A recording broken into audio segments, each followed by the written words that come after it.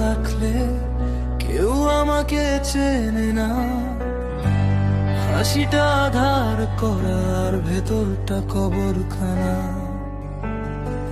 শ্বাস নিচ্ছি অভ্যাসে, বেঁচে থাকা কোনো কারণ না। রাত এলেই মনে হয় আমি নিজের কাছেই অচেনা। আমি চিৎকার করেছিলাম নীরবে, তুমি শুনতে চাওনি কখনো।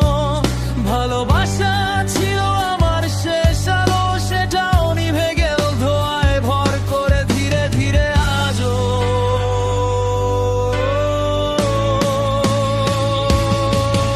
আমি আজও মরে যাইনি, কিন্তু বাঁচার মতো কিছু নেই। প্রতিদিন নিজেকে কবর দেই,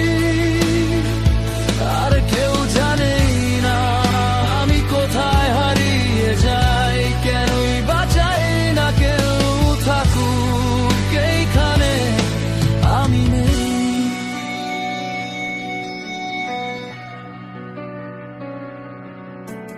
হাত কাঁপে, মন ফাঁকা, ঘড়ির কাঁটা থেমে যায়। সময়টা শুধু হাসে আমার দিকে,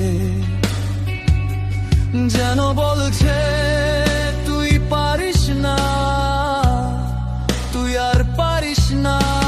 যার জন্য নিজেকে ভেঙেছিলাম, সেই আজ সবচেয়ে দূরে। আমি বাঁচতে শিখিনি কোনোদিন, শুধু মরে যেতে শিখেছি ধীরে ধীরে।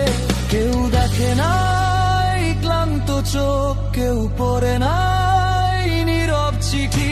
আমি বেঁচে আছি শুধু প্রমাণ করার জন্য যে আমি হারিনি। আমি শুধু ক্লান্ত খুব বেশি।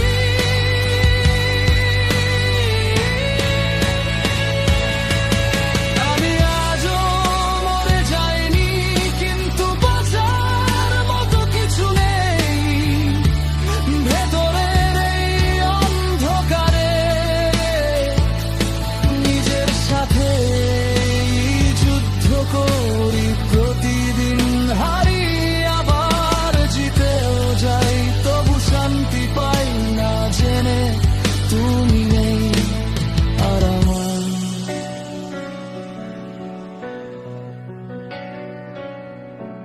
যদি একদিন হঠাৎ আমি না থাকি, দোষ দিও না কাউকে।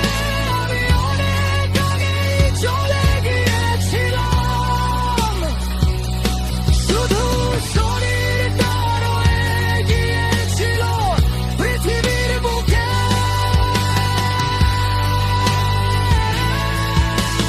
ভালোবাসা আমাকে বাঁচাতে পারত, কিন্তু সেটা ভুল মানুষে ঢেলে দিয়েছি।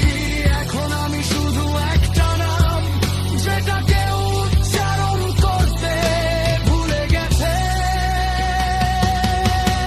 আমি আজও মরে যাইনি, এই কথাটাই সবচেয়ে বড় শাস্তি।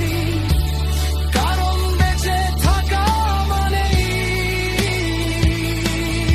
প্রতিদিন নিজেকে হারানোর নতুন এক বাস্তবতা ক্লান্তি। যদি কেউ জিজ্ঞেস করে কেমন আছো, বলবে ভালোই আছি।